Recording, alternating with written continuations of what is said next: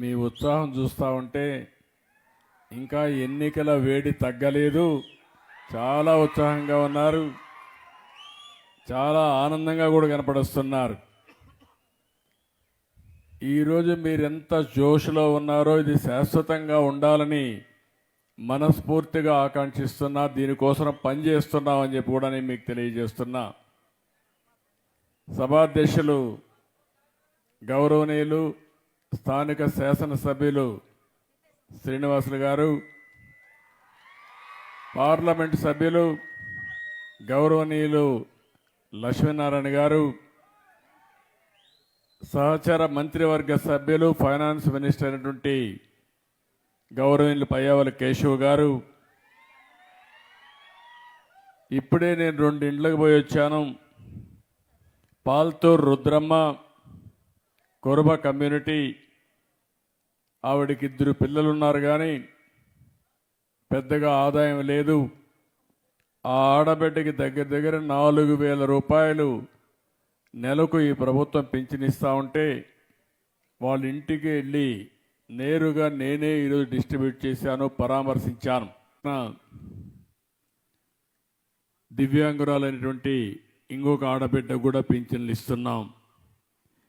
ఈరోజు ఇవన్నీ చూసినప్పుడు నేనేదైతే ప్రతిపక్ష నేతగా ఏప్రిల్ 11వ తారీఖు వచ్చాను, కొంతమంది తమ్ముళ్ళకి జ్ఞాపకం ఉంటుంది, కనేకల్కి వచ్చాను.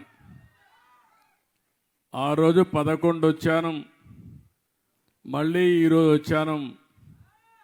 అయితే ఈరోజు మిమ్మల్ని అందరినీ చూసినప్పుడు ఆ రోజు 11వ తారీఖు వచ్చాను కాబట్టి మీరందరూ కలిసి 11 నెంబరే అపోజిషన్ పార్టీకి ఇచ్చే పరిస్థితికి వచ్చారు. ఇవన్నీ శాశ్వతంగా గుర్తుండే గుర్తులు. ఆ రోజు నేను ఒక మాట చెప్పాను మీ అందరికీ, కూటమిని గెలిపించండి, మీ పొలాలకు నీళ్లు తీసుకొస్తానని నేను చెప్పాను.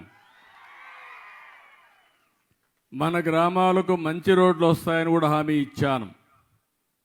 మన బిడ్డలకు ఉద్యోగాలు వస్తాయని కూడా చెప్పాను. అదే మరిగా భూ కబ్జాలు చేసే వాళ్ళ భరతం బట్టి మీ భూములకు రక్షణ ఇస్తానని చెప్పి కూడా చాలా స్పష్టంగా హామీ ఇచ్చాను.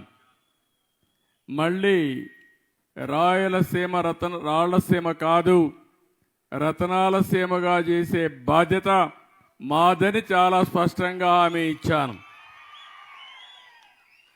ఆ ఉత్సాహమే ఈరోజు మీ అందరిలో బ్రహ్మాండమైన మెజారిటీ గెలిపించారు. 45 సంవత్సరాలుగా తెలుగుదేశం పార్టీ ఉంది. నేను కూడా రాజకీయాల్లో ఉన్నా, నేనేం కొత్త కాదు. కానీ ఎప్పుడూ లేనంత గెలుపు మీరు సాధించారంటే నిలబడిన ప్రతి ఒక్కరిని గెలిపించారు. 93% గెలిపించిన ఘనత, 57% ఓట్లేసి గెలిపించిన ఘనత మీకే దక్కిందని చెప్పి మరొక్కసారి మీ అందరికీ విజ్ఞప్తి చేస్తున్నా. అయితే ఒక ఆశయం కోసం, ఒక ఆలోచనతో మీరందరూ ఓట్లేశారు. అప్పటి వరకు దోపిడీ చేసిన ప్రభుత్వాన్ని ఇంటికి పంపించి మళ్ళీ మీ ఆశల్ని ఏ ప్రభుత్వం అయితే నెరవేరుస్తుందో ఆ ప్రభుత్వానికి పెత్తనం కట్టే పరిస్థితికి మీరు అందరూ వచ్చారు. నాకెప్పుడో అనంతపూర్ జిల్లా అంటే ఒక ప్రత్యేకమైన అభిమానం. అనంతపూర్ జిల్లాలో రాయదుర్గ్ అంటే ఇంకా ఎక్కువ అభిమానం ఉండే నియోజకవర్గం.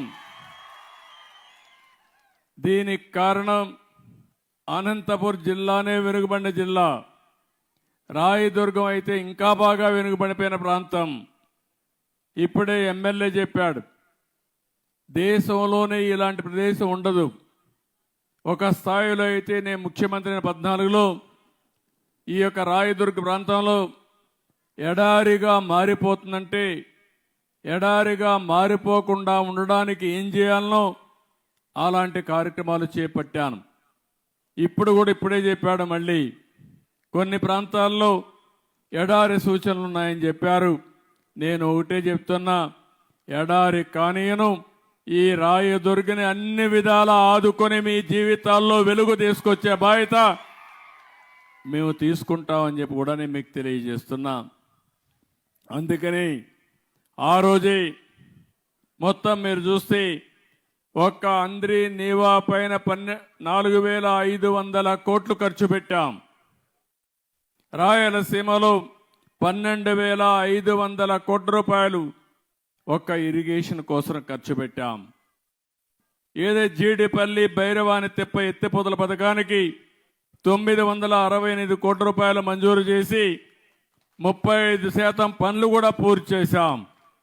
మళ్ళీ ఈ నియామకాలు సాక్షిగా చెప్తున్నా, దీన్ని పూర్తి చేసే బాధ్యత ఈ ప్రభుత్వం తీసుకుంటామని చెప్పి కూడా నేను మీకు తెలియజేస్తున్నాను. అదే సమయంలో ఇక్కడికి వచ్చినప్పుడు ఇప్పుడే నేను ఆంజనేయ స్వామిని కూడా చూశాను. ఏదైనా మనం ఒక మంచి కార్యక్రమాన్ని చేస్తే ముందు ఆంజనేయుని తలుచుకుని అక్కడి నుంచి పని ప్రారంభిస్తాం. నేను కూడా మీ ఊరి అభివృద్ధి కోసం, ఈ ప్రాంత అభివృద్ధి కోసం నాకు ఆ శక్తిని, ధైర్యాన్ని, తెలివితేటలిమ్మని ఆంజనేయ స్వామిని ప్రార్థించి ఇక్కడికి వచ్చాను. నేను నా లెక్క ప్రకారం తిరుగు లేకుండా మనం ముందుకు పోయే పరిస్థితి వస్తుంది, దాంట్లో అనుమానం లేదు. నేను ఒకటే ఆలోచిస్తున్నాను, నేను ఎప్పుడూ పేదల పక్షానుండాలని చెప్పేది నా ఆలోచన. ఏ నిరుపేదలైతే ఉన్నారో, ఎవరైతే కష్టాల్లో ఉన్నారో వాళ్ళకి పూర్తిగా అండగా ఉండాలనే ఉద్దేశంతో ఈ ప్రభుత్వం పనిచేస్తున్నాం. నేను ఎన్నికల కంటే ముందు చెప్పాను, ఆ రోజు నేను మీకు ఇచ్చిన హామీ పింఛన్లు పెంచుతానని చెప్పాను. పింఛను కూడా ఏప్రిల్ నుంచి ఇస్తానని మీకు హామీ ఇచ్చాను. ఈరోజు మీరు చూస్తే 4,000 రూపాయలు, 3,000 రూపాయల నుంచి 4,000 రూపాయలు ఒకేసారి పెంచి ఏప్రిల్, మే, జూన్ 3 నెలలకు కూడా ఒకేసారి మీకు పింఛన్లు అందించాను. మీరు ఒకసారి గుర్తుపెట్టుకోవాలి, ఈ పింఛన్లు పెట్టింది నందమూరి తారక రామారావు గారు 35 రూపాయలతో 84, 85లో పెట్టారు. ఆ తర్వాత నేను వచ్చిన తర్వాత దాన్ని 70 రూపాయలు చేశాను. మళ్ళీ నేను ముఖ్యమంత్రి అయిన తర్వాత 2014-15లో 200 నుంచి 2,000 రూపాయలు పెంచింది తెలుగుదేశం ప్రభుత్వం నేను ముఖ్యమంత్రిగా ఉన్నప్పుడు. ఇప్పుడు మళ్ళీ 3,000 నుంచి 4,000 చేశాను. 64 లక్షల మందికి ఇస్తున్నాం. 5 నెలల్లో మీరు చూస్తే 18,000 కోట్ల రూపాయలు ఈ విధంగా పేదవాళ్ళకి ఇచ్చామంటే నాకు అనిపిస్తుంది నా జీవితం ధన్యమైందని చెప్పి కూడా నేను మీకు తెలియజేస్తున్నా. పేదవాళ్ళకు న్యాయం చేశాను కాబట్టి 64 లక్షల మందికి 2,709 కోట్ల రూపాయలు నెలకిస్తున్నాం. ఇది చూస్తే 33,099 కోట్ల రూపాయలు సంవత్సరానికి ఒక్క పింఛన్ల మీద ఖర్చు పెట్టే ఏకైక ప్రభుత్వం భారతదేశంలో ఎన్డీఏ ప్రభుత్వం, రాష్ట్ర ప్రభుత్వం అని చెప్పి కూడా నేను మీకు తెలియజేస్తున్నా. ఇంకో పక్కన మీరు చూస్తే ఓసారి ఇక్కడ మీరున్నారు, పక్కన కర్ణాటకకి వెళ్తారు. మళ్ళీ ఒక నెల మీరు పింఛన్ తీసుకోకపోతే ఆ పింఛన్ క్యాన్సిల్ అయిపోతుంది. కానీ నేను ఈరోజు ఆలోచించింది, ఒక నెల తీసుకోకపోయినా, 2 నెలలు తీసుకోకపోయినా, 3వ నెలలో 3 నెలల పింఛన్ మీకు ఇచ్చే ఏర్పాటు చేశానని చెప్పి కూడా నేను మీకు తెలియజేస్తున్నాను. దీనిపైన ఈరోజు మీరు చూస్తే దగ్గర 17 కోట్ల రూపాయలు అదనంగా దీనికి ఇచ్చే పరిస్థితికి వచ్చాం. ఇంకో పక్క 21,788 మంది మామూలుగా ఈ ప్రభుత్వం లేకపోతే నష్టపోయేవారు, వారందరికీ నెలకిస్తాం, రాబోయే రోజుల్లో కూడా ఇస్తాం. ఎవరైనా సరే మగవాళ్ళు చనిపోతే ఆ ఇల్లు అనాథ కాకూడదని భార్యకు ఇమ్మీడియట్గా పింఛన్ ఇచ్చే ఏర్పాటు చేశాను. ఆటోమేటిక్గా మీకు వస్తుందని చెప్పి కూడా నేను మీకు తెలియజేస్తున్నాను. ఈరోజు అనంతపురం జిల్లాలో 2,84,069 మందికి పింఛన్లు వస్తున్నాయి. బొమ్మన్హల్లో 6,449 మందికి 2,82,00,000 ఇస్తున్నాం. నిమ్మకల్గమలో 306 మందికి 13,85,000 నెలకు పింఛన్లు ఇచ్చే పరిస్థితి తీసుకొచ్చాం. ఇలాంటి కార్యక్రమాలు చేసి ఎక్కడికక్కడ మీరు ఒక్కసారి చూస్తే ఎక్కడా దేశంలో మరిగి ఇవ్వడం లేదు. దగ్గర 4,000, 6,000, 10,000, 15,000 రూపాయలు వాళ్ళకుండే సమస్యను బట్టి పేదవాళ్లకు సహాయం చేసే ప్రభుత్వం ఈ ఎన్డీఏ ప్రభుత్వం అని చెప్పి కూడా నేను మీకు తెలియజేస్తున్నా. మీరు ఇక్కడ ఉన్నారు, పక్క రాష్ట్రం కొద్దిగా బార్డర్కి వెళ్తే కర్ణాటక వస్తుంది. మీరందరూ కూడా కన్నడలోనే మాట్లాడుతున్నారు. ఈరోజు మీరు ఒక్కసారి చూసినప్పుడు కర్ణాటకలో 1,200 ఇస్తారు. నేను ఇచ్చేది 4,000 రూపాయలు ప్రారంభమే. పక్కన బార్డర్ దాటితే 1,200. మీకు ఈ వ్యత్యాసం కనపడతా ఉందా లేదా అని మిమ్మల్ని అడుగుతున్నా. ఈరోజు కేరళలో 1,600, ఒరిస్సాలో 700, తెలంగాణలో 2,016, మధ్యప్రదేశ్, ఉత్తరప్రదేశ్లో, వెస్ట్ బెంగాల్లో 1,000 రూపాయలే. అంటే పేదల పట్ల ఏ విధంగా ఆలోచిస్తున్నాం? 64 లక్షల కుటుంబాలని మీరు ఉద్యోగంలో ఉంటే ఏ విధంగా జీతం వస్తుందో మొదటి తారీఖున మీ ఇంటికి వచ్చి మళ్ళా మీకు ఆ పింఛన్ ఇచ్చిన తర్వాత నేను రాబోయే రోజుల్లో మళ్ళా మీకు ఫోన్ చేస్తా. ఎవరైనా కానీ ఎక్కడైనా ఆలసత్వం వహిస్తే వాళ్ళపైన చర్య తీసుకోవాలని ఆలోచన చెప్తున్నాను. నేను ఒక పవిత్రమైన భావంతో, పవిత్రమైన ఉద్దేశంతో మీకు పింఛన్ ఇచ్చినప్పుడు దాన్ని సక్రమంగా మీకు అందజేసి మీకు న్యాయం చేసే బాధ్యత ఈ అధికార యంత్రాంగానికి అప్పచెప్పానని చెప్పి కూడా నేను మీకు తెలియజేస్తున్నా. ఒక్క పైసా అవినీతి ఉండదు. ఎక్కడో సచివాలయంలో కూర్చోవడం కాదు, రచ్చబండ మీద కూర్చోవడం కాదు. నేరుగా మీ ఇంటికి రావాలి, మిమ్మల్ని ఆప్యాయంగా పలకరించాలి, మీకు ఇవ్వాల్సిన డబ్బులు మీకు ఇచ్చి, నేను అందుకే ఒక కార్యక్రమం పెట్టాను, పేదల సేవలో అన్నాను. అంటే ఉద్దేశం ఏంటంటే ప్రతి నెల మొదటి తారీఖున ప్రతి ఒక్కరూ ఆలోచించాల్సింది ఈ పేదవాళ్ళ గురించి ఆలోచించాలి. వాళ్ళు ఆలోచించడం అంటే వారి ఇంటికి వచ్చి వారి కష్టాలు చూస్తే వాడు పడే కష్టాలు మనకు అర్థమవుతాయి. దానివల్ల ఇంకా బాగా చేసే అవకాశం వస్తుందని చెప్పి కూడా నేను మీకు తెలియజేస్తున్నా. అందుకని ఇలాంటి పవిత్రమైన కార్యక్రమానికి శ్రీకారం చుట్టాం. ఈరోజు నేను ఒకటే మీ అందరికి విజ్ఞప్తి చేస్తున్నాను. నేను కష్టపడేది మీకోసం. నేను ఎన్నికల కంటే ముందు ఒక మాట చెప్పాను, పేదవాళ్లకు న్యాయం చేస్తాను, కష్టపడి సంపాదిస్తాం. కష్టపడి సంపాదన చేయాలంటే అభివృద్ధి జరగాలి, సంపద సృష్టించాలి. దానివల్ల ఆదాయం పెరుగుతుంది.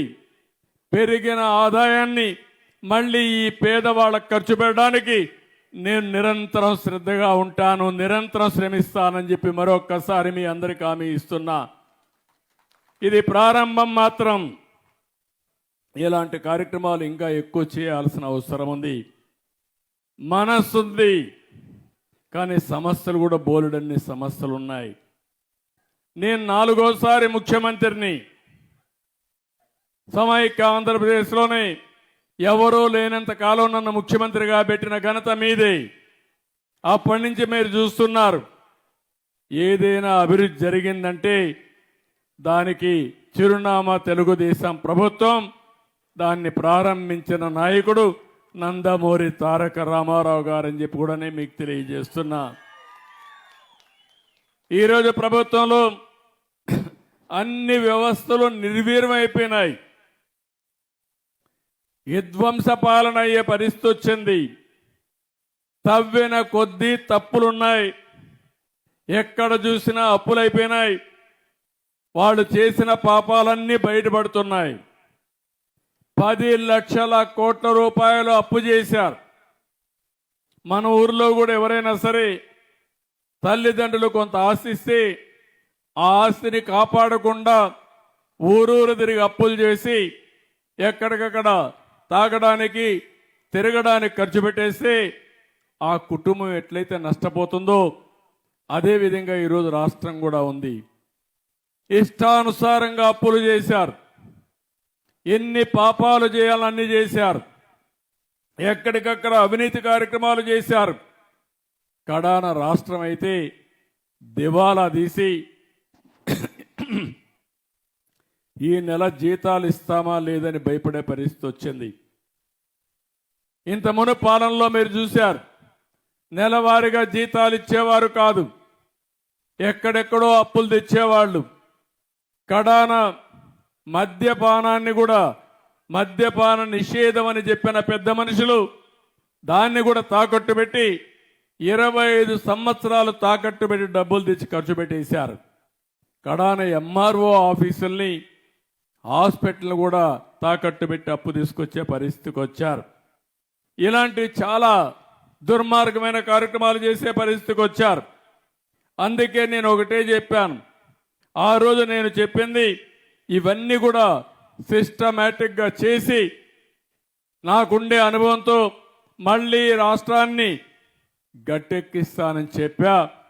6 నెలలుగా నిరంతరం పనిచేశాం.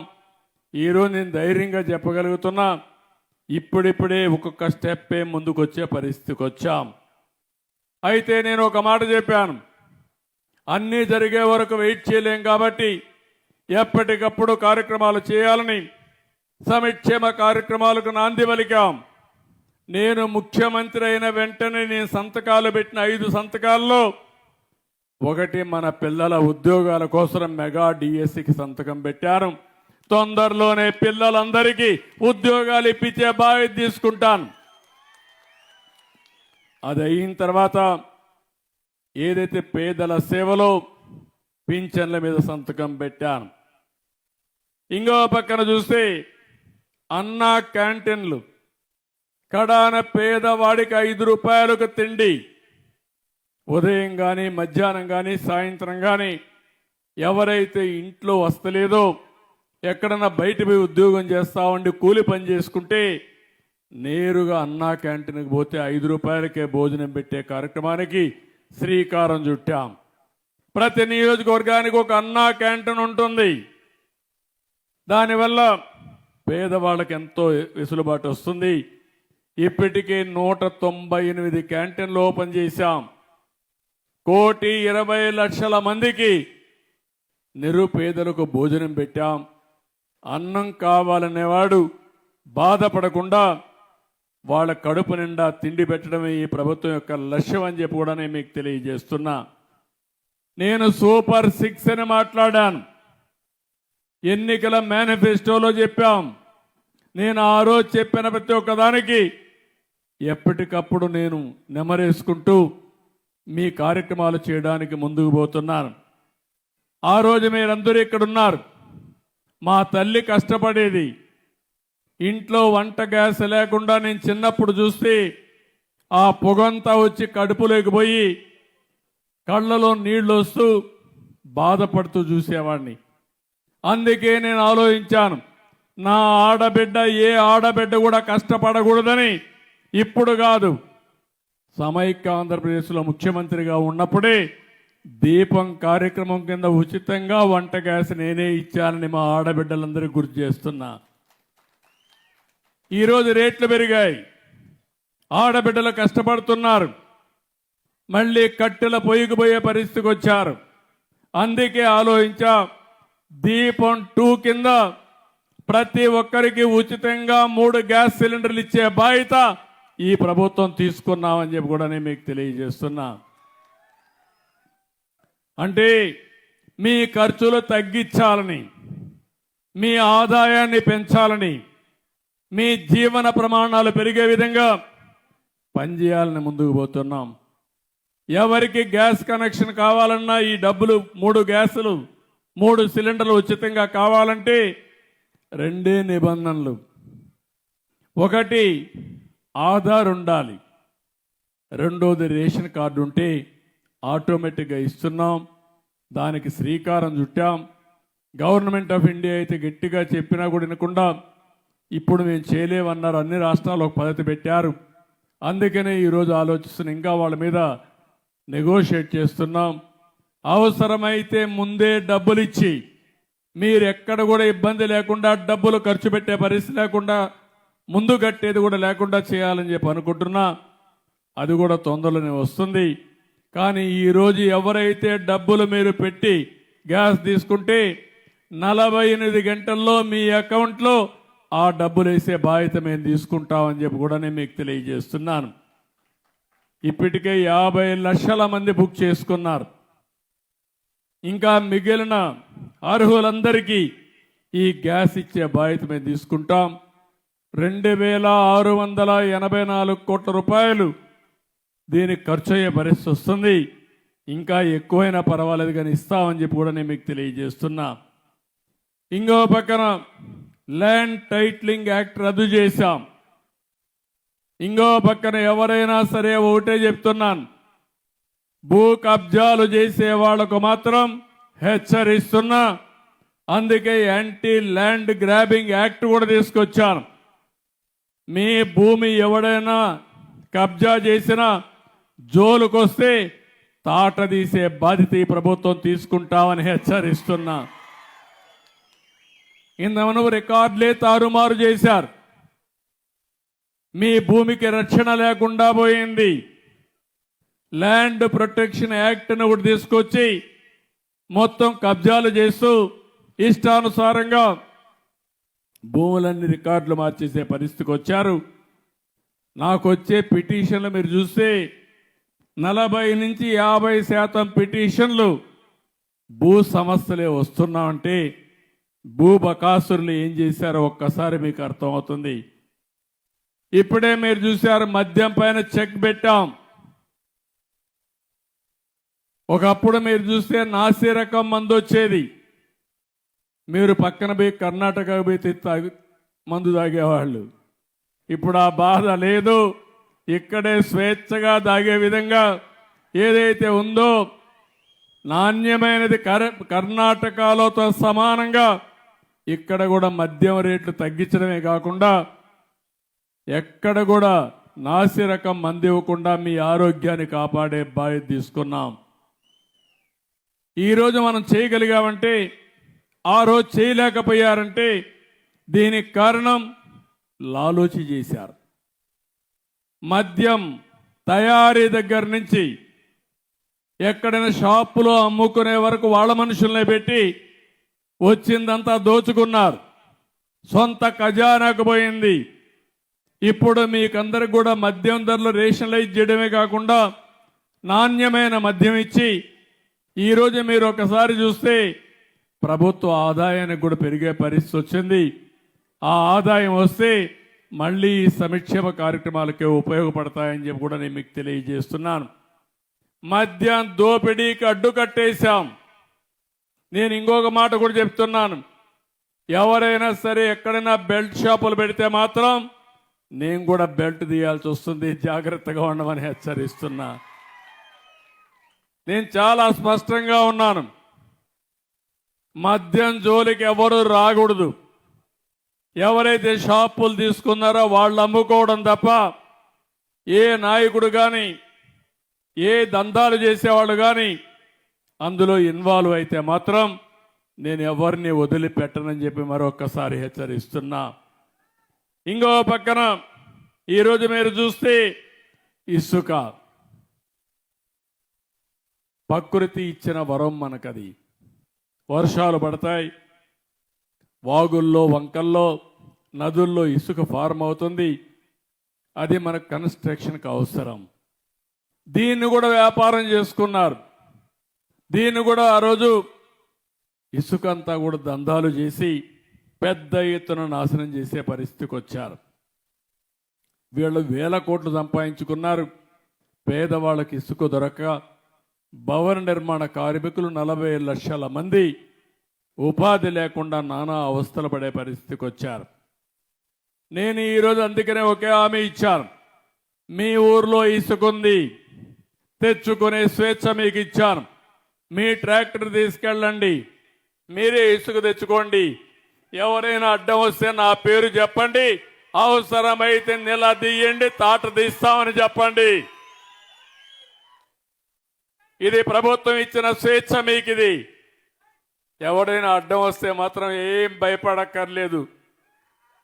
2వ గేర్లో పోతా ఉంటే 4వ గేర్లో మార్చి స్పీడ్ పెంచండి, ఏం కాదు. నేను ఈ పేదవాళ్ళ ప్రభుత్వం ఇది. ప్రకృతి పరంగా ఇచ్చిన ఇసుక మీ హక్కు తప్ప ఈ పెత్తందారులకు ఆ హక్కు లేదని చెప్పి మరొక్కసారి మీ అందరికీ విజ్ఞప్తి చేస్తున్నా. అందుకే మీరు ఫ్రీగా ముందుకు వెళ్ళండి.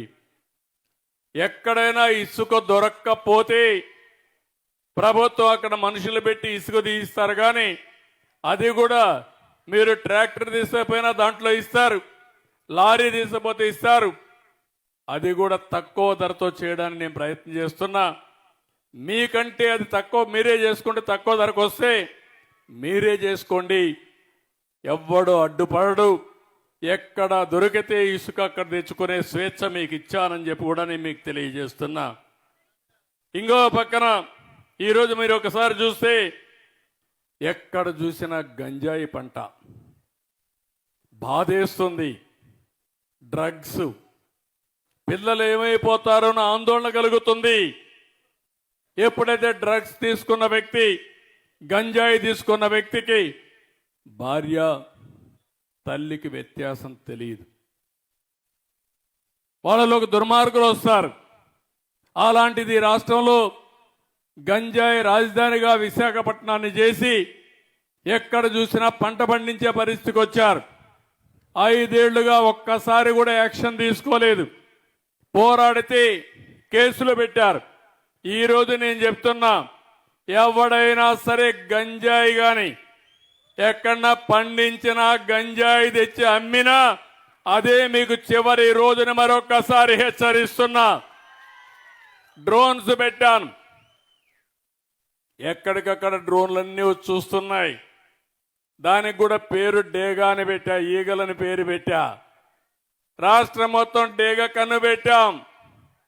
ఎవరైనా సరే గంజాయి పండించినా, గంజాయి అమ్మినా, మత్తు పదార్థాలు అమ్మినా కబద్దార్ జాగ్రత్తగా ఉండమని మరొక్కసారి ఆంజనేయ స్వామి సాక్షిగా హెచ్చరిస్తున్నా. ఎందుకంటే సమాజ హితం కోసం పనిచేస్తున్నా. దానికి ఒక కమిటీ వేశాం, ఈగలనే ఫోర్స్ కూడా పెట్టాం. దీన్ని లాజికల్ గా తీసుకెళ్తామని చెప్పి కూడా నేను మీకు తెలియజేస్తున్నా. ఈ రాష్ట్రంలో ల్యాండ్ మాఫియా లేకుండా చేస్తాం, శాండ్ మాఫియా లేకుండా చేస్తాం, గంజాయి మాఫియా లేకుండా చేస్తాం. కడాన పేదవాళ్ళకి ఇచ్చే రైసు కూడా, పేదవాళ్ళకి 2 రూపాయలకి ఉచితంగా బియ్యం ఇస్తే ఆ బియ్యాన్ని కూడా రీసైక్లింగ్ చేస్తున్నారు దొంగలు. దాన్ని కూడా మీకు చౌకగా 10 రూపాయలు ఇచ్చేసి 6 రూపాయలు 7 రూపాయలు మీకు ఇచ్చి ఆ బియ్యం తీసుకుపోయి విదేశాలకు అమ్ముకునే పరిస్థితికి వచ్చారు దుర్మార్గులు. నేను అందుకే చెప్తున్నా, ఎవరైతే రీసైక్లింగ్ చేస్తున్నారో మిమ్మల్ని కూడా హెచ్చరిస్తున్నా, వదిలిపెట్టం జాగ్రత్తగా ఉండమని హెచ్చరిస్తున్నానని చెప్పి కూడా నేను మీకు తెలియజేస్తున్నా. పేదవాళ్ళు కొంతమంది ఆ బియ్యం తినే అలవాటు లేదు కాబట్టి పోతే పోయిందని మీరు అనుకుంటున్నారు, కానీ కొంతమంది దుర్మార్గులు తయారవుతున్నారు. దీనిపైన కూడా ఆలోచిస్తున్నా. ఏ విధంగా చేస్తే ఈ సమస్య పరిష్కారం అవుతుందో, పేదవాళ్లకు న్యాయం జరుగుతుందో దానికి కూడా ప్రయత్నం చేస్తాం. ఎక్కడ చూసినా మాఫియాల రాజ్యంగా తయారైపోయింది, దోపిడీ రాజ్యంగా ముందుకు పోయారు. ఇవన్నీ ప్రక్షాళన చేయడానికి కొంత సమయం పడతా ఉంది. ఇంకో పక్కన చెత్త మీద పన్నేశారు. 83 లక్షల మెట్రిక్ టన్నులు చెత్తంతా పేరకపోయింది. గ్రామాల్లో మీరు చూస్తే ఎక్కడికక్కడ చెత్తంతా రోడ్డు మీద వేసే పరిస్థితికి వచ్చారు. నేను అప్పట్లోనే దగ్గర దగ్గర 10,000 12,000 వేస్ట్ కాంపోస్ట్ అని షెడ్లు కట్టి అక్కడ ఎరువులు తయారు చేసి మళ్ళా పొలాలకు పంపించడం, సీసాలు ఇవన్నీ ఉంటే రీసైక్లింగ్ పంపించే ఏర్పాటు చేశాం. అవన్నీ మళ్ళీ పరిశుభ్రమైన గ్రామాలు చేస్తాం. ఎక్కడికక్కడ ఏ గ్రామం చూసినా ఒక పరిశుద్ధమైన గ్రామంగా, క్లీన్ విలేజ్గా తయారు చేసే బాధ్యత ఈ ప్రభుత్వం తీసుకుంటాం. ఈరోజు నీ గ్రామానికి వస్తే మెజారిటీ అంతా కూడా బీసీలే. ఎప్పుడు బీసీలంటే తెలుగుదేశం పార్టీ. ఇప్పుడే కాదు, మొట్టమొదటి నుంచి కూడా ఎన్టీ రామారావు గారు పార్టీ పెట్టినప్పటి నుంచి పార్టీని ఆదరించింది ఇక్కడుండే బీసీలే. అందుకే నేను ఎన్నికల్లో కూడా చెప్పాను, బీసీలకు న్యాయం చేసే బాధ్యత తీసుకుంటామని చెప్పాం. చేతి వృత్తులున్నాయి, కుల వృత్తులున్నాయి, వ్యవసాయ పనులున్నాయి. చాలా మంది అయితే మిమ్మల్ని చూస్తే ఆ పనులన్నీ కూడా ఆధునీకరణలో మరుగైపోయి మీ జీవితాల్లో సమస్యలు వచ్చాయి. అందుకే మళ్ళీ మీకు న్యాయం చేసే బాధ్యత తీసుకుంటాం. ఇక్కడ మనం చూస్తే బోయలున్నారు, వాళ్ళకి చాలా సమస్యలు ఉన్నాయి. అందుకే ఈసారి మీరు చూసినప్పుడు ఇక్కడ ఎమ్మెల్యే ఎంపీ ఇద్దరు కూడా బోయ కులానికి ఇచ్చామంటే అది తెలుగుదేశం పార్టీ. లక్ష్మణారాయణ గారు ఒక పక్కన, కాలువ శ్రీనివాసులు గారు ఇంకొక పక్కన అనంతపూర్ కానీ కర్నూలు కానీ ఏదైతే కురబ కులస్తులకు ఇచ్చాం, ఎమ్మెల్యేగా మంత్రిగా జిల్లాలో కురబకి ఇచ్చామంటే అది తెలుగుదేశం పార్టీ. పేదల పట్ల బీసీల పట్ల ఉండే సానుకూలత అని చెప్పి కూడా నేను మీకు తెలియజేస్తున్నా. ప్రతి ఒక్క కులాన్ని పైకి తీసుకురావడానికి ఆలోచిస్తున్నాను. గీత కార్మికులు వాళ్ళంతా కూడా ఒకప్పుడు కళ్ళు గీసేవాళ్ళు, చిన్న చిన్న సారా అంగుళ్ళు పెట్టుకునేవాళ్ళు. ఇప్పుడు మొత్తం పోయినాయి. అందుకే రాష్ట్రంలో 10% మద్యం షాపులన్నీ గీత కార్మికులకే కేటాయిస్తున్నాను. అర్చకులు ఉన్నారు, చాలా ఇబ్బందుల్లో ఉన్నారు. అందుకే అర్చకులందరికీ 10,000 రూపాయల నుంచి 15,000 రూపాయలు జీతాలు పెంచాం. దేవాలయాల్లో నాయి బ్రాహ్మణులు పనిచేస్తారు, వాళ్లకు 15,000 వచ్చేది, అది 25,000 రూపాయలు చేశాను. ధూప దీప నైవేద్యం కింద ఆలయాలకు ఆర్థిక సహాయం 5,000 నుంచి 10,000 రూపాయలకు చేశాం. చేనేత కార్మికులకు జీఎస్టీ ఎత్తివేశాం. ఇల్లు కట్టుకుంటే 50,000 అదనంగా ఇచ్చే పరిస్థితి తీసుకొచ్చాం. ఇప్పుడే నేను వస్తా ఉంటే తమ్ముళ్ళు అందరూ కనపడ్డారు. ఏం తమ్ముళ్ళు ఫోన్లు ఎన్ని ఉన్నాయని అడిగా. మనిషికి ఒక ఫోన్ ఉంది. ఇంట్లో అందరికీ మనిషికి ఒకటి ఉందా, లేకుంటే నీ ఇంట్లో నీకే ఉందంటే కాదు మా ఇంట్లో అందరికీ ఉందనే పరిస్థితికి వచ్చారు. ఈరోజు సెల్ ఫోన్స్ అందరికీ ఉన్నాయా లేదా? ఉన్నాయంటే పైకి చేతులు పైకి ఎత్తండి, చూపించండి మీ ఫోన్లన్నీ. అందరి దగ్గర ఫోన్లు ఉన్నాయి. రేపు రాబోయే రోజుల్లో మీరు ఏ ఆఫీసుకి పోయే పనే ఉండదు. ఏ పని కావాలన్నా మీ సెల్ ఫోన్లో ఒక మెసేజ్ పెడితే మీకు అర్హత ఉంటే నేరుగా పనిచేసి మళ్ళీ మీ సెల్ ఫోన్లో పెట్టే బాధ్యత నాదని మీ అందరికీ హామీ ఇస్తున్నా. ఒక్క పని కాదు, రెవెన్యూలో పుట్టిన తేదీ డేట్ ఆఫ్ బర్త్ సర్టిఫికేట్ కావాలన్నా, లేకపోతే డెత్ సర్టిఫికేట్ కావాలన్నా, లేకపోతే క్యాస్ట్ సర్టిఫికేట్ కావాలన్నా, నేటివిటీ సర్టిఫికేట్ కావాలన్నా, ఏదైతే రెవెన్యూ తరపున కొన్ని ఉన్నాయి మనకు, ఏదైతే అడంగలని ఇలాంటివన్నీ కూడా ఇవ్వాలన్నా నేరుగా ఆఫీసుకు పోయే పని లేదు. మీరు మెసేజ్ పెడితే తిరిగి మళ్ళీ మీకు అందుబాటులో పెట్టే బాధ్యత నాదని మీ అందరికీ హామీ ఇస్తున్నా. ఇదే కాకుండా దేవాలయాల్లో ఎక్కడైనా పూజకు పోవాలంటే ముందుగానే రిజర్వేషన్ చేసుకుని నేరుగా దేవుడు దర్శనం చేసుకొని రావడం, రూములు బుక్ చేసుకోవాలంటే చేసుకోవడం అన్నీ పెడతాం. పురపాలకులు కానీ పంచాయతీలో కానీ పౌర సేవలు ఏవైతే ఉన్నాయో అవన్నీ కూడా ఆన్లైన్లో పెట్టేస్తాం. దగ్గర 150 సేవలు, అల్టిమేట్గా అన్ని సర్వీసుల్ని నేను టెక్నాలజీ ఉపయోగించి క్లౌడ్లో పెట్టి ఎక్కడికక్కడ మీకు అన్నీ కూడా నేరుగా అందే పరిస్థితి వస్తుంది. ఈరోజు నేను 60 లక్షల మందికి పింఛన్లు ఇచ్చాను.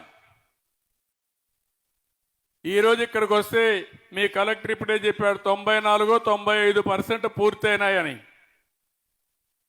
ఎంతైనాయి?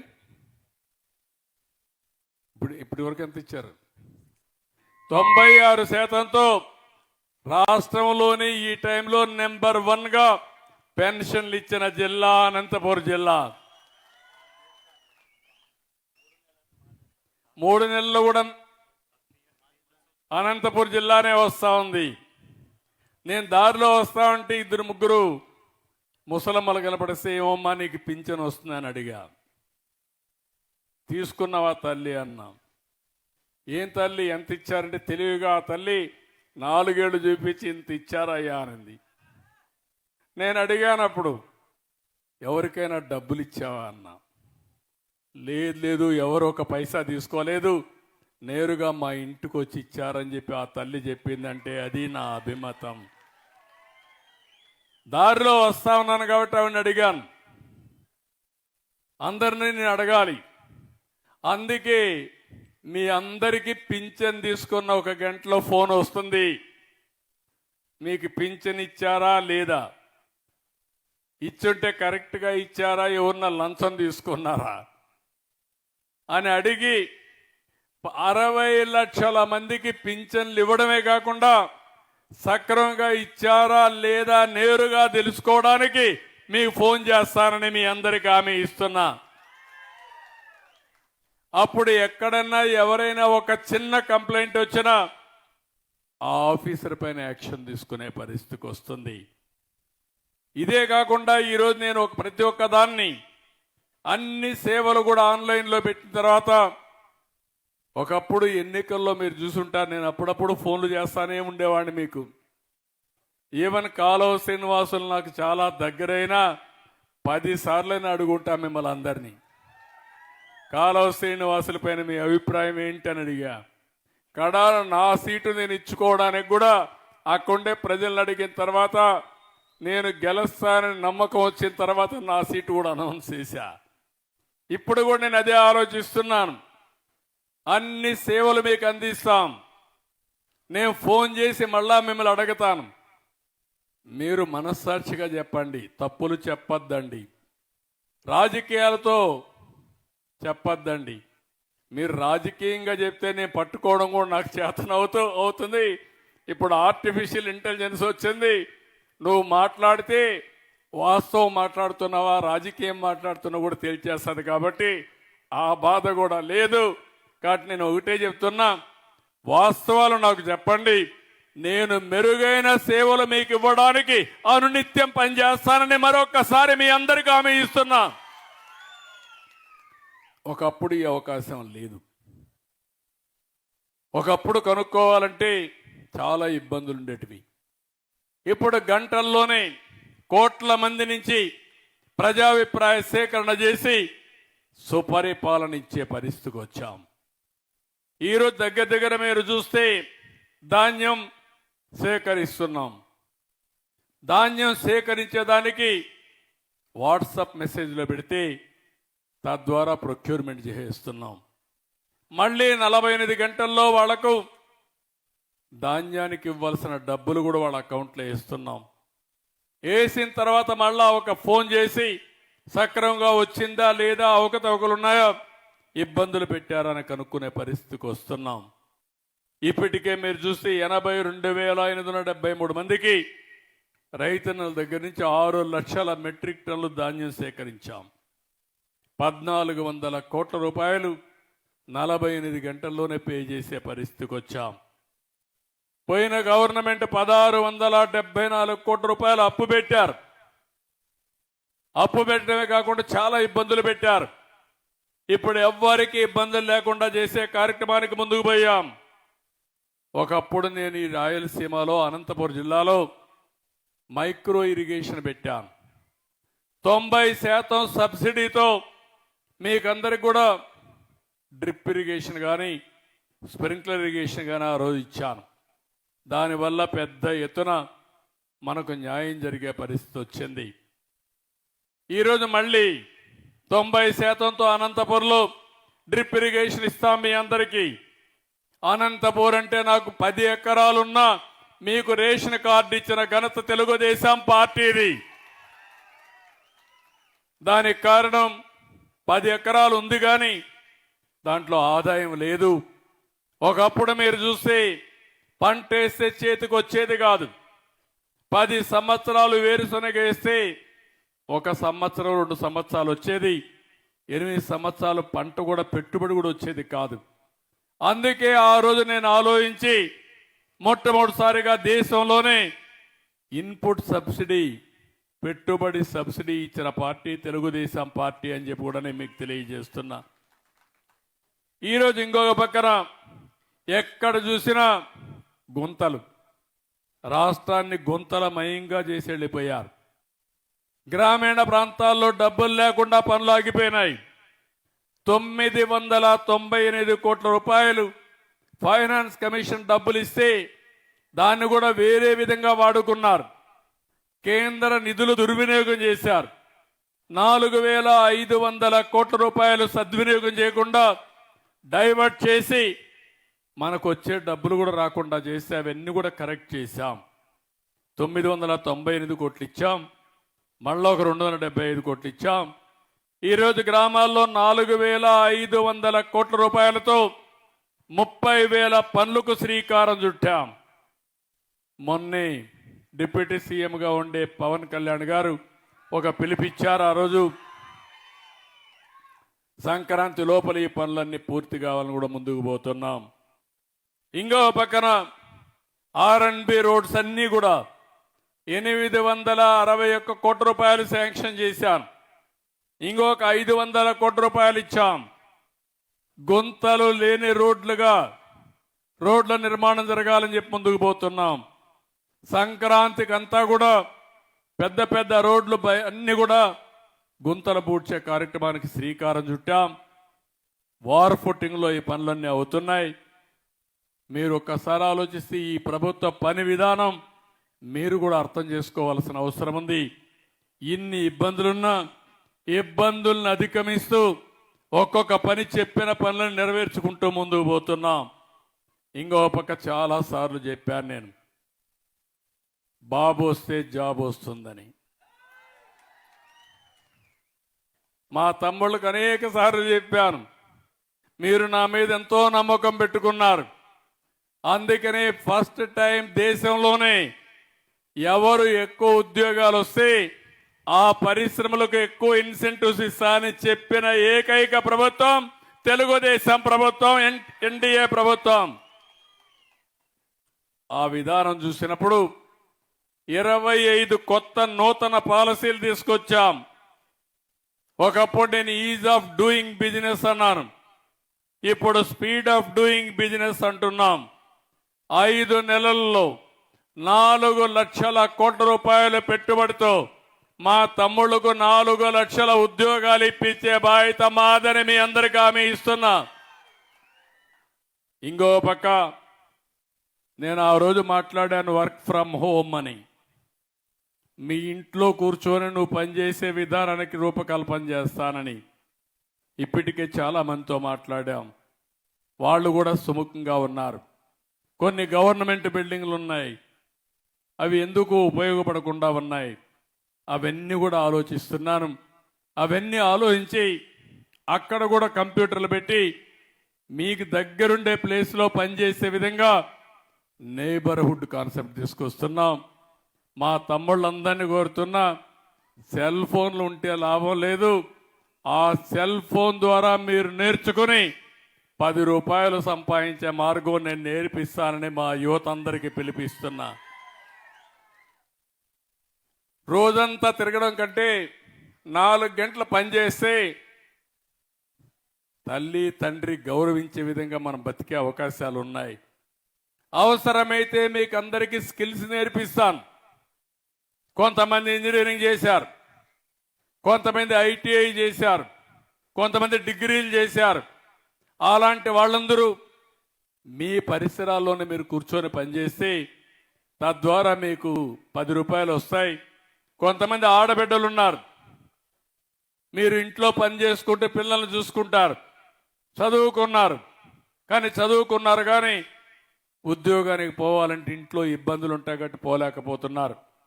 ఇంట్లో పని చూసుకుంటూనే 5-6 గంటలు మీరు పని చేయగలిగితే తీరిక సమయంలో మీరు కూడా డబ్బులు సంపాదించుకునే మార్గం వస్తుంది.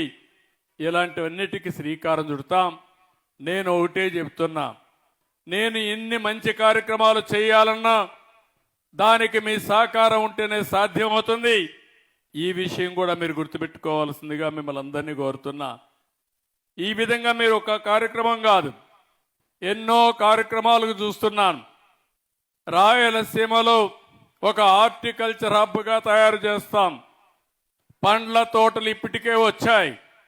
ఇప్పుడే మన మిత్రులు చెప్పారు, లక్ష్మణ చెప్పాడు, తాడిపత్రి నుంచి విదేశాలకి ఒక ట్రైన్ వేసి ఇక్కడి నుంచి ఒక్క బనానా ఎక్స్పోర్ట్ చేస్తున్నామంటే అది తెలుగుదేశం పార్టీ దూరదృష్టి అని చెప్పి నేను మీకు తెలియజేస్తున్నా. ఎప్పుడు కూడా పంటలు వస్తాయని ఆశ లేని జిల్లా, ఎడారిగా మారిపోతుందనుకున్న జిల్లా, సమైక్య ఆంధ్రప్రదేశ్లోని పేదరికంలో 2వ స్థానంలో ఉండే జిల్లా అనంతపురం జిల్లా ఒకప్పుడు. అలాంటి అనంతపురం జిల్లాలో కియా మోటార్స్ వచ్చింది.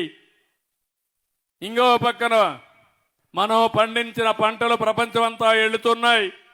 దీనికి కారణం తెలుగుదేశం పార్టీ దూరదృష్టి, నీళ్లు తేవడం, హంద్రీ నీవా, హెచ్ఎల్సి లాంటివన్నీ కూడా తీసుకొచ్చి మనం ముందుకు పోయే పరిస్థితికి వచ్చాం.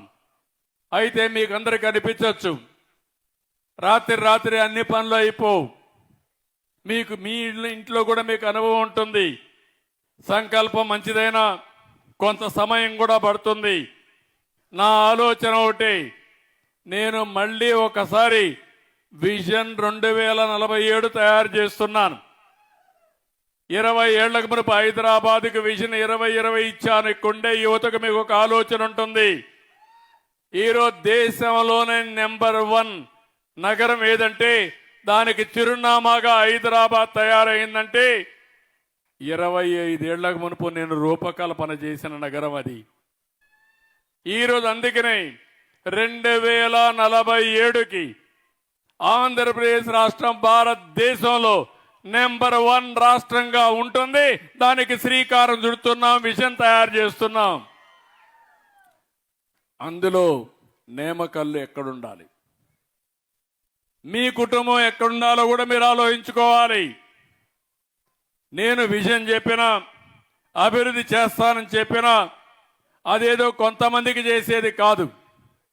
సమాజ హితం కోసం చేస్తున్నా, పేదరిక నిర్మూలన కోసం చేస్తున్నా, మన బిడ్డల భవిష్యత్తు కోసం చేస్తున్నా. ఈరోజు మన పిల్లల్ని బాగా చదివిస్తే ప్రపంచాన్ని శాసించే శక్తి, తెలివితేటలు మన పిల్లలకు ఉన్నాయి. ఇటీవల కాలంలో ఆ విషయం కూడా మాట్లాడుతున్నా. జనాభా తగ్గిపోతా ఉంది. ఒకప్పుడు ఒక ఇంట్లో ఎక్కువ మంది పిల్లలు ఉండేవాళ్ళు. ఇప్పుడు పిల్లల సంఖ్య కూడా తగ్గిపోయింది. ముసలి వాళ్ళ సంఖ్య పెరుగుతూ ఉంది, పిల్లల సంఖ్య తగ్గుతూ ఉంది. దానివల్ల రాబోయే రోజుల్లో పని చేసే వాళ్ళు లేకుండా పోయే పరిస్థితి వస్తుంది. కాబట్టి ప్రతి ఒక్కరిని కనీసం 2 పిల్లల్ని కనే బాధ్యత వాళ్ళు తీసుకోవాలని కూడా అందరినీ కోరుతున్నా. కొంతమంది అంటున్నారు, మీరేంటి కొత్తగా చెప్తున్నా. ఒకప్పుడు నేను కూడా ఫ్యామిలీ ప్లానింగ్ మాట్లాడా, కుటుంబ నియంత్రణ మాట్లాడాను. ఆ రోజు నేను మాట్లాడమే కాదు, చట్టం కూడా తీసుకొచ్చాను. 2 కంటే ఎక్కువ పిల్లలుంటే సర్పంచులుగా పోటీయడానికి అర్హత లేదని ఆ రోజు తీసుకొచ్చాను. ఈరోజు ఆ చట్టం తీసేశా. 2 కంటే తక్కువ మంది పిల్లలుంటే భవిష్యత్తులో పోటీ చేయడానికి అర్హత లేని కొత్త చట్టం తీసుకొస్తున్న 2 కంటే పైనే ఉండాలి. మన దేశంలో కానీ జనాభాని మనం కానీ పెంచుకోగలిగితే జనాభాని మన ఆస్తి. కుటుంబంలో 5 మంది ఉంటే 5 మందిని సమర్థవంతంగా పనిచేపించే విధానానికి శ్రీకారం చుడితే భూములు కాదు మన ఆస్తి, లేకపోతే డబ్బులు కాదు మన ఆస్తి, మన కుటుంబమే మనుషులే ఆస్తిగా తయారవుతుందని చెప్పి కూడా నేను మీకు తెలియజేస్తున్నా. అదే సమయంలో ప్రతి ఒక్క కుటుంబానికి ఏమేమి ఇవ్వాలనో అవన్నీ కూడా ఆలోచిస్తున్నాం. నేను ఒకటే ఆలోచిస్తున్నాను, ప్రతి ఒక్క కుటుంబానికి ఇంటి జాగా ఉందా, ఇల్లుందా? ఫస్ట్ ఈ 2 ఆలోచించి ఈ ఊరికి వస్తే 112 మందికి ఇళ్ళు కావాలన్నారు. ఇమ్మీడియట్ గా 112 ఇండ్లు శాంక్షన్ చేస్తున్నానని చెప్పి కూడా నేను మీకు తెలియజేస్తున్నా. అదే మరిగా అర్హులందరికీ పింఛన్లు ఇచ్చే బాధ్యత మాది. అది కూడా వెరిఫై చేయమన్నాను. అది వెరిఫై చేసి అర్హులందరికీ పింఛన్లు ఇస్తాం. ఎవరైనా సరే రేషన్ కార్డ్స్ కూడా కొంతమంది కుటుంబం విడిపోతుంది, కొత్త రేషన్ కార్డులు కావాలంటారు, అలాంటివి కూడా ఇస్తాం. ఇంకో పక్క ఇంటింటికి మంచినీళ్ళు ఇచ్చే బాధ్యత, ట్యాప్ నీళ్ళు ఇచ్చే బాధ్యత తీసుకుంటాం. అది కూడా సస్టైనబుల్ వాటర్ ఎక్కడైతే రిజర్వాయర్ ఉంటుందో ఆ రిజర్వాయర్ నుంచి తీసుకొచ్చి గ్రామాలు కానీ టౌన్లో కానీ ఇంటింటికి ట్యాప్ ద్వారా సురక్షితమైన మంచినీళ్ళు ఇచ్చే బాధ్యత ఈ ప్రభుత్వం తీసుకుంటాం. ఇంకో పక్క ఇంటింటికి కరెంట్ ఇవ్వడం, టాయిలెట్లు పెట్టడం, ఇలాంటివన్నీ పెట్టి ఇంకొక విషయం కూడా మిమ్మల్ని అందరినీ కోరుతున్నాం. ఒకప్పుడు కరెంటు కావాలంటే ఎక్కడి నుంచో వచ్చేది, ఇప్పుడు సూర్య గారి కింద మీ ఇంట్లోనే కరెంటు తయారు చేసుకునే పరిస్థితి వచ్చింది. ఇక్కడ రూఫ్ ఉంది, అక్కడ మనం అంతా కూడా సోలార్ ప్యానెల్ పెట్టుకోవచ్చు. అక్కడ పెట్టుకుంటే కిందన లైట్లు ఏసీలు వేసుకునే పరిస్థితి వస్తుంది. ఎక్కువగా ఉత్పత్తి అయితే గ్రిడ్కి ఇచ్చే పరిస్థితి వస్తుంది. మీకు అవసరమైతే తిరిగి మళ్ళీ ఇస్తాం. అందుకే ఎస్సీలకు ఎస్టీలకు అందరికీ చెప్తున్నా 200 యూనిట్ల వరకు కరెంటు ఉచితంగా ఇస్తున్నాం. కాబట్టి ఒక్క పైసా ఖర్చు లేకుండా మీకు ఉచితంగా సోలార్ ప్యానెల్స్ ఇచ్చి పెట్టించే బాధ్యత మాదని మీ అందరికీ హామీ ఇస్తున్నా. ఈ ఊరికి వచ్చినప్పుడు నేను ఒక ప్రోగ్రాం ఇస్తున్నాను కలెక్టర్కి.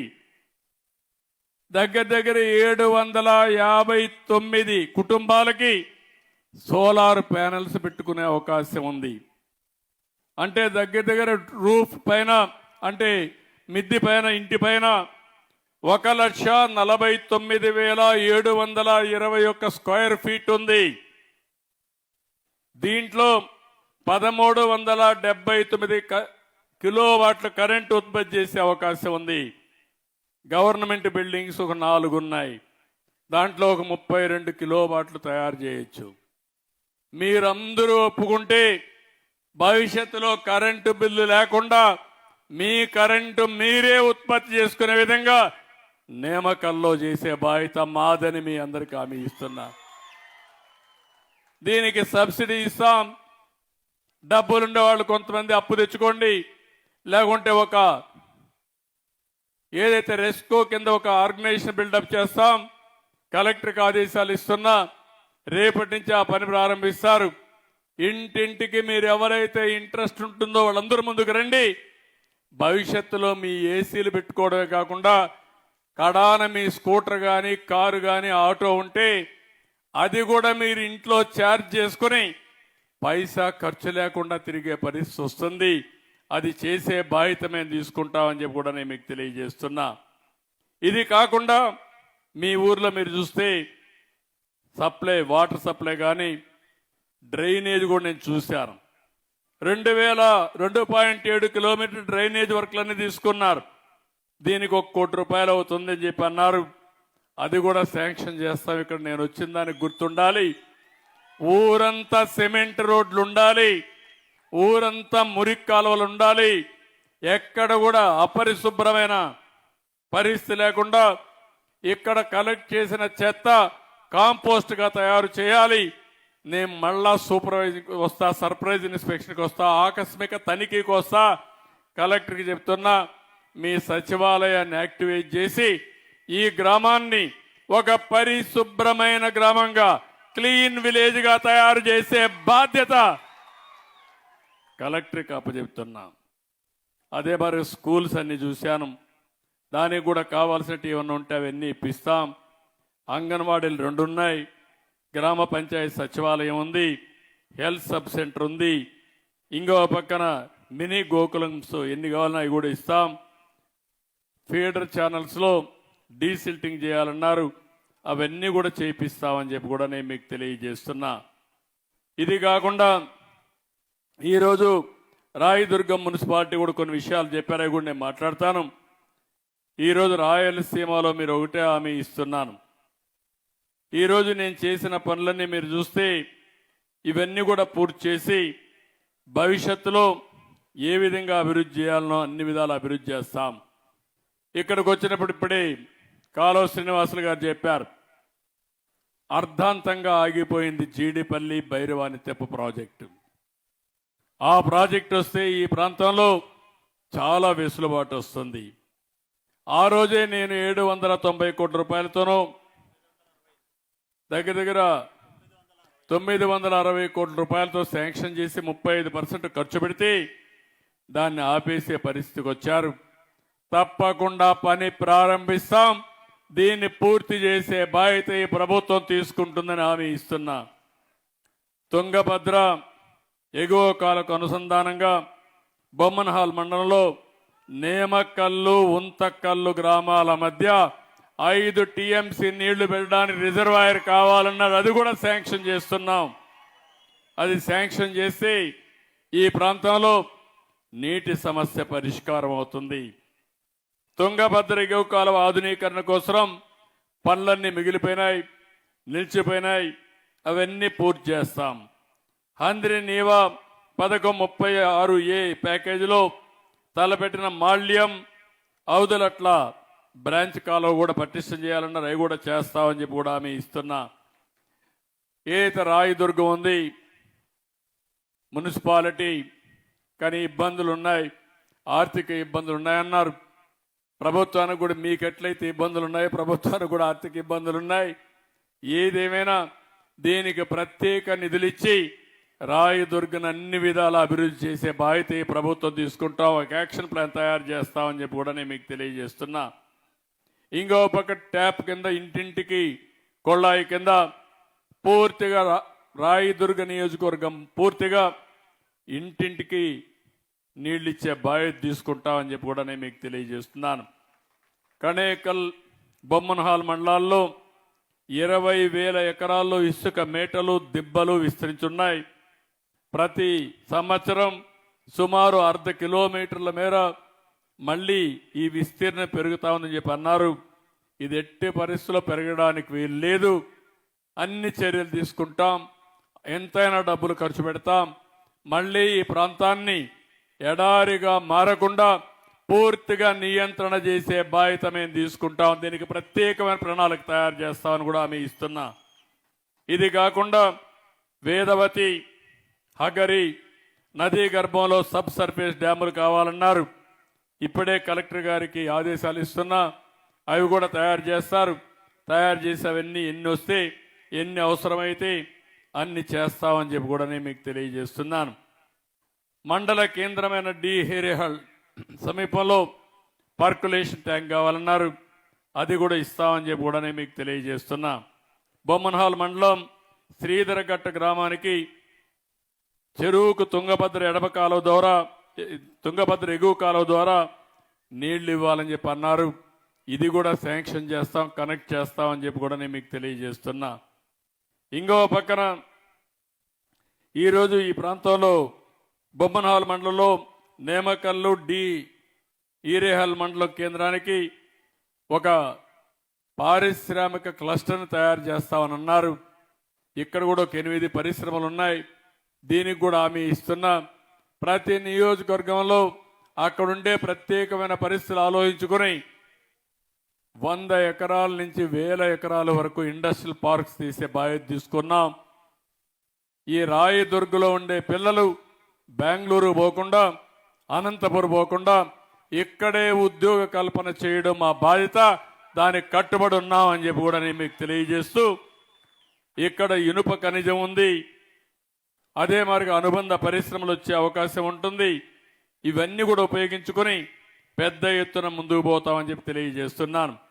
ఇక్కడికి వచ్చినప్పుడు ఆంజనేయ స్వామి గోపురానికి ఒక 3 కోట్ల రూపాయలు కావాలని చెప్పి కోరారు. తప్పకుండా CGF కింద ఇచ్చి పూర్తిగా ఈ యొక్క ఆంజనేయ స్వామి దేవాలయాన్ని అభివృద్ధి చేసే బాధ్యత కూడా తీసుకుంటామని చెప్పి నేను మీకు తెలియజేస్తున్నా. ఇక్కడికి వచ్చినప్పుడు నేను ఇక్కడ చూశాను, వెనుకబడిన వర్గాలందరినీ ఒక రెసిడెన్షియల్ స్కూల్ ఇస్తే ఇక్కడ పిల్లలు బాగా చదువుకుంటారని చెప్పి కోరుకున్నారు. అందుకే వెనుకబడిన వర్గాల కోసం ప్రత్యేకంగా ఈ ప్రాంతంలో రెసిడెన్షియల్ స్కూల్ కూడా శాంక్షన్ చేస్తామని చెప్పి మీ అందరికీ హామీ ఇస్తున్నా. ఇవన్నీ కూడా మనకుండే ఇబ్బందుల్లో కొన్ని పనులు మాత్రం. నేను ఇక్కడ కొన్ని చూశాను. రాబోయే రోజులు వీటన్నీ కూడా మీరు ఆలోచించుకోవాల్సిన అవసరం ఉంది. ప్రతి ఒక్కరు కూడా బ్యాంక్ అకౌంట్ కూడా ఓపెన్ చేసుకోవాలి. ఇక్కడ 98% అయితే బ్యాంక్ అకౌంట్స్ అన్ని యాక్టివేట్ చేశాం. దాన్ని 100% చేయాల్సిన అవసరం ఉంది. గ్రామంలో అన్ని ఇండ్లు కూడా GPS మ్యాపింగ్ చేశాం. ఏ ఇంట్లో ఎవరున్నారో కూడా చూశాను. కుటుంబాన్ని ఒక యూనిట్గా తీసుకుని ఏ విధంగా అభివృద్ధి చేయాలని అన్ని అభివృద్ధి చేస్తాం. సచివాలయ వ్యవస్థని ఉపయోగించుకొని తద్వారా ఈ ప్రభుత్వం మీకు మెరుగైన సేవలు చేయడానికి, ఫిజికల్గా వెరిఫై చేయాలంటే సచివాలయం వస్తారు, టెక్నాలజీ ద్వారా చేయాలంటే ఎక్కడికక్కడ అనుసంధానం చేసి నేరుగా మీరు సచివాలయానికి కూడా పోయే పని లేకుండా మీ ఇంటికే పౌర సేవలు మీకు వచ్చే విధంగా కార్యక్రమాలు చేస్తామని చెప్పి కూడా నేను మీకు తెలియజేస్తున్నా. అందుకే నేరుగా చూస్తే అర్థమవుతుంది. ప్రతి నెల 1వ తారీఖు నేను పేదల ఇంటికి వస్తున్నాను.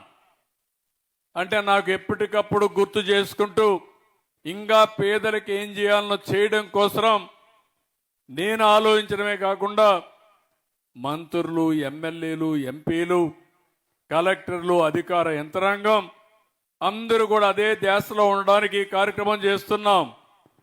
సంపద సృష్టిద్దాం. ఆ సంపద పేదవాళ్ళకు అందజేయడం కూడా చాలా అవసరం.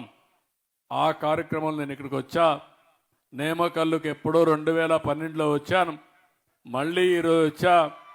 ఆంజనేయ స్వామి దర్శనం చేసుకున్నా.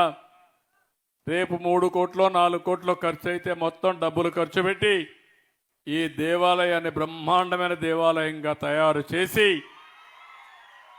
దీనికి కూడా ఒక చరిత్ర ఉంది. ఎప్పుడో ఇక్కడైతే మన వాళ్ళ దగ్గర 1530వ సంవత్సరంలో అప్పుడు ఇక్కడ చూస్తే ద్వైత పీఠాధిపతుల్లో ప్రముఖులైన వేసరాయలు 1530లో ఇక్కడ ఆంజనేయ స్వామి విగ్రహాన్ని ప్రతిష్ఠించారని ప్రతీతి.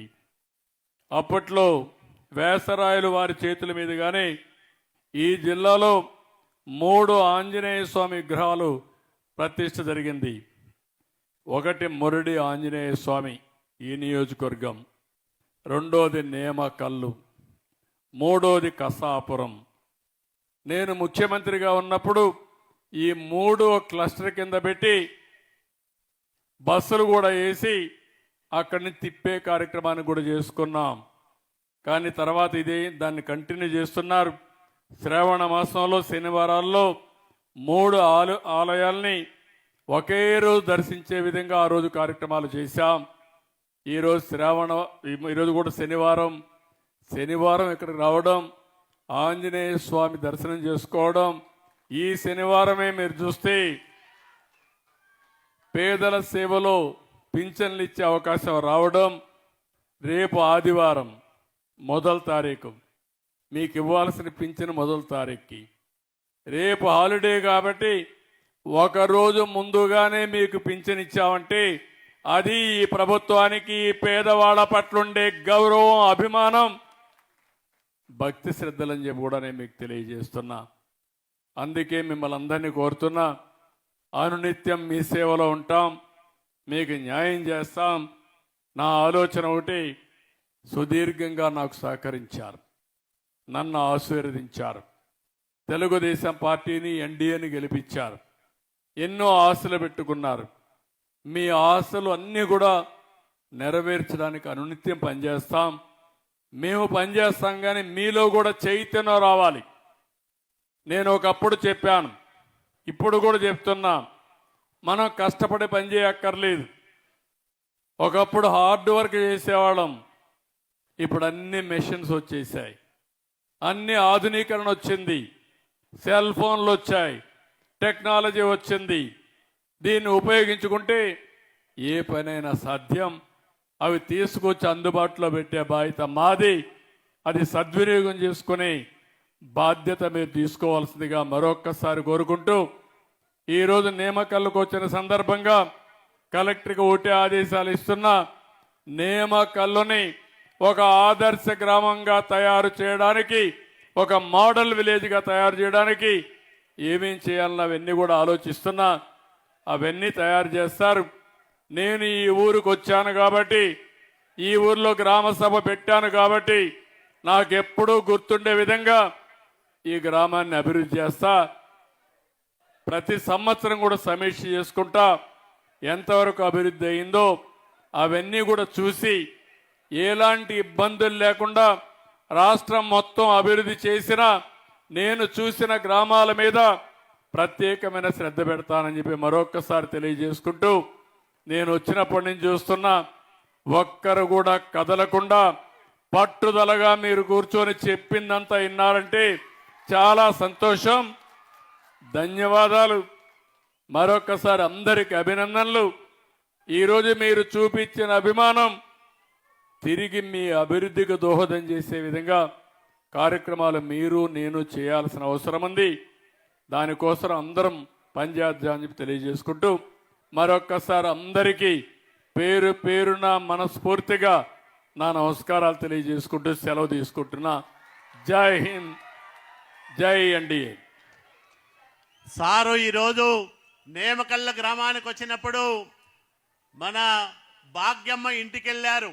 ఆమెకు 15,000 రూపాయలు పెన్షన్ వస్తూ ఉంది. ఆ పెన్షన్ వాళ్ళ ఇంట్లో ఒక సమస్య వస్తే ఆ పెన్షన్ డబ్బులు తమ్మునింటికి ఇస్తామన్నానంటే వెంటనే 2 లక్షల రూపాయలు, వాళ్ళ అనారోగ్యానికైన ఖర్చుల్లో 2 లక్షల రూపాయలు ప్రభుత్వం ఇచ్చే విధంగా అప్పటికప్పుడు మరి ఆయన శాంక్షన్ చేశారు. ఇప్పుడు ఆ చెక్కును ఇస్తా ఉన్నారు. మరి నాయకునికి కృతజ్ఞతలు చెప్తాం గట్టిగా చప్పట్లతో.